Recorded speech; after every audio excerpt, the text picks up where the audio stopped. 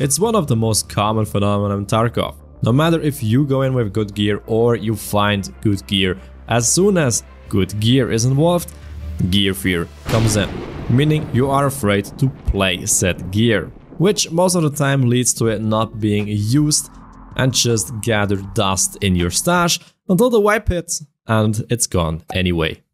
But why? Why does this phenomenon occur and how do we get rid of it?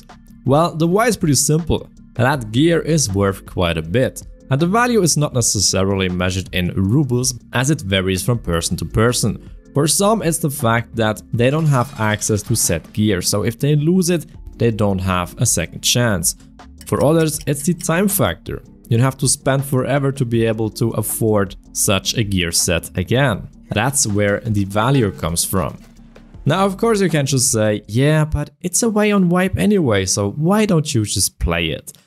Simple, but that's not how our brain works, unfortunately. And that's why we're going to look at 3 things that will get rid of gear fear once and for all. For the first one, we need the math ban.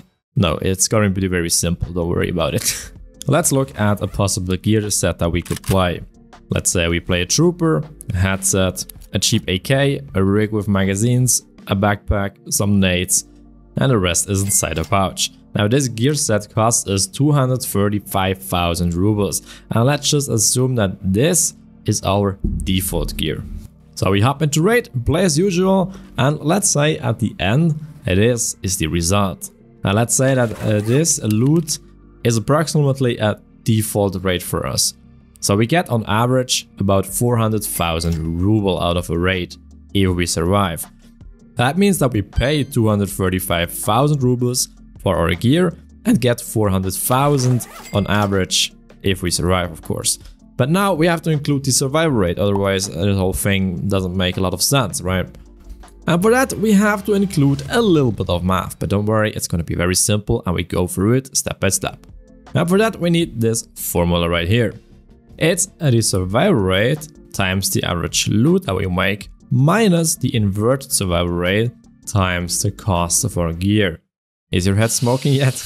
Don't worry, we will look at an example. So let's say our survival rate is 40%, that means 0.4 times the 400,000 that we get on average minus 0.6, that's the opposite of 40%, times the cost of our gear set, which results in 160,000 minus 141,000, which means we make 19,000 rubles plus on average, not considering the insurance, of course.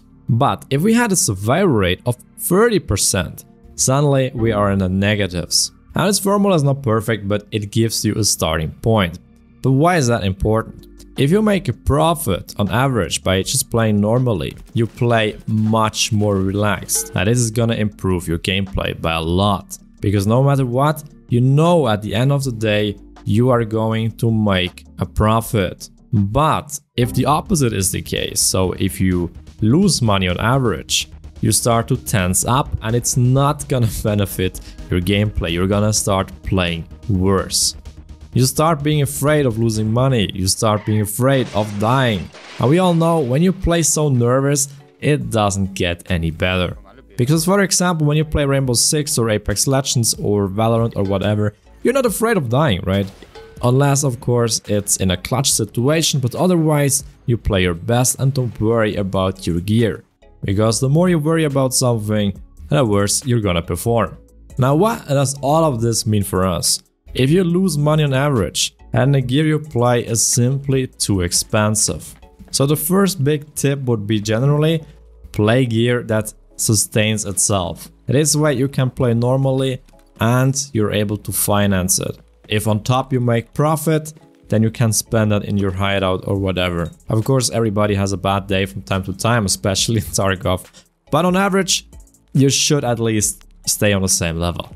This way you play much more relaxed because you know even if you die, you're not forced to do 2-3 scav runs to be able to afford your next gear set. So the consequences of dying are much lower. Then the second factor is time, of course. Because gear also gains value through time invested. And this doesn't necessarily mean like farming money. It can also be modding, crafting ammunition, mixing magazines, setting up gear sets, and so on. What I personally do here is I have up to 10 sets ready. If I die, I can just click, click, click, and there you go, next raid. This reduces the frustration of dying even further. Because you know you don't have to spend 15 minutes in your stash again. Instead, you can just equip your gear and hop into the next raid. And this in return also lowers your fear of dying and therefore lowers your gear fear. So in summary, for those 2 points, play gear that sustains itself, and ideally you have some sets ready and you don't have to spend too much time in your stash whenever you die. Because then dying is not quite so frustrating and you're less afraid of it, and therefore you automatically play better because you're worried about less and can really focus on actually playing the game. Now those were tips for, when you assemble it yourself. But what if we find some gear in raid? So let's say we killed an ultra mega chat and now his gear is in our stash. Now if you follow the first 2 rules, then you have a lot of sets ready to play anyway that sustain themselves, so your default gear set, and now you have a different gear set. Now this can mean that, well, you can experiment, just play it. It's like in a different shooter, let's say Rainbow Six, where your fixed or default character has been picked and you're forced to play another one. It can be a lot of fun and it can be a refreshing experience. And that's exactly how you should look at different gear. It's something to experiment, to have fun, to play something different. I, for example, like to do a couple of factory raids whenever I find some thick gear, even a meta M4, who cares? It's usually a lot of fun. I mean, well, sometimes you get a chaos shotgun to the face in the first 10 seconds, but that's just Tarkov. But it shouldn't matter because you didn't pay a single ruble for that gear. And here's the next rule for you. Whenever you find expensive thick gear, force yourself to either play or sell it for the next round. But don't even put it in your stash. Immediately equip or sell. It's gonna be hard at the beginning because you're gonna say like, oh, I could use that for mission X, blah blah blah. No, equip or sell. Force yourself to one of those 2 options. It will really help you in the long run. Because for missions and so on, you have your default gear set that you can always fall back on. Now it's time for a fun raid, where you can play something else, experiment, try a new map and don't care about losing because you didn't spend a single ruble on it. But really be that radical, play or sell. Because additionally, with your default gear set, when you play that a lot, you will automatically get better with it, maximum efficiency. So with time it will happen more and more that you get your hands on pretty good gear. And when you follow those rules, good gear will just be another factor of the game and not be anything that special anymore, and this is the goal that we're trying to reach. Your reaction should be like, oh cool, I can play that gun for a round, amazing, and not, oh I got gear, what can I use, should I play it, should I sell it, oh I don't know.